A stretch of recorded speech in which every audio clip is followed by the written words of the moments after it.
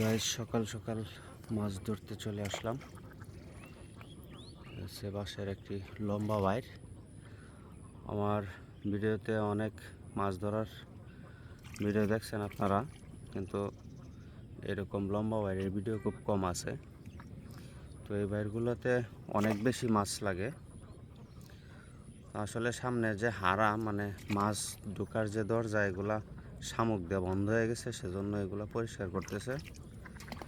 পরিষ্কার করার পরে এই বাইরটা ওঠানো হবে। আশা করা যায় এতে ভালো মাছ আছে,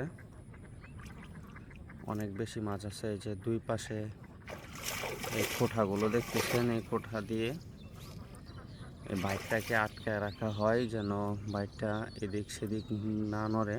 সেজন্য মাছ কিন্তু হালকা লাফালাফিও করতেছে। যেহেতু মাছগুলো গাইস আশা করছি বুঝতে পেরেছেন এতে কি পরিমাণ মাছ আছে। তো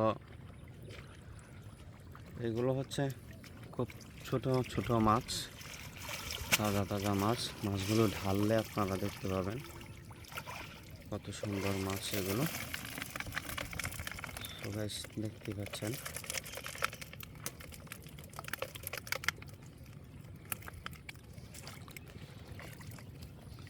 এই ধরনের মাছ কার কার পছন্দ কমেন্ট বক্সে জানাবেন।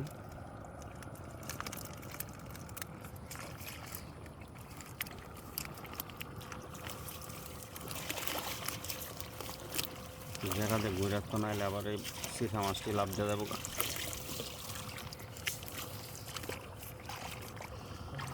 এভাবে রেখে দেওয়ার মানে হচ্ছে আপনারা যে মাছটাকে বাইন মাছ বলেন, সেই মাছটা নাহলে চলে যাবে।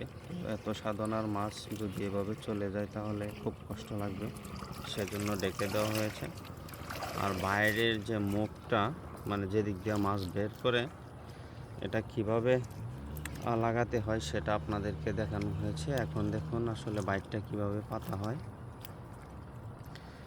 এই কোঠাগুলো বাঁধ দেওয়ার পর মানে বাইরটাকে আটকানোর পরে আবার নিচে ফাঁকা আছে কিনা এটাকে চেক করতে হয় গাইস।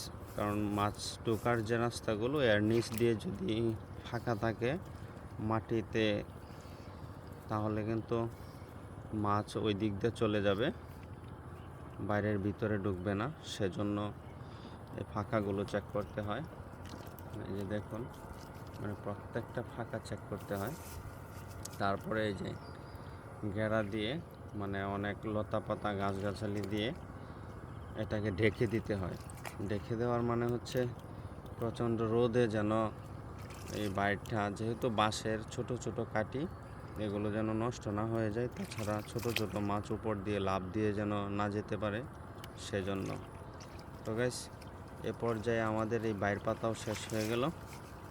তো আজকে আপনাদেরকে দেখালাম কিভাবে মাছ ধরা এবং এই বাইরটিকে পাতা হয়।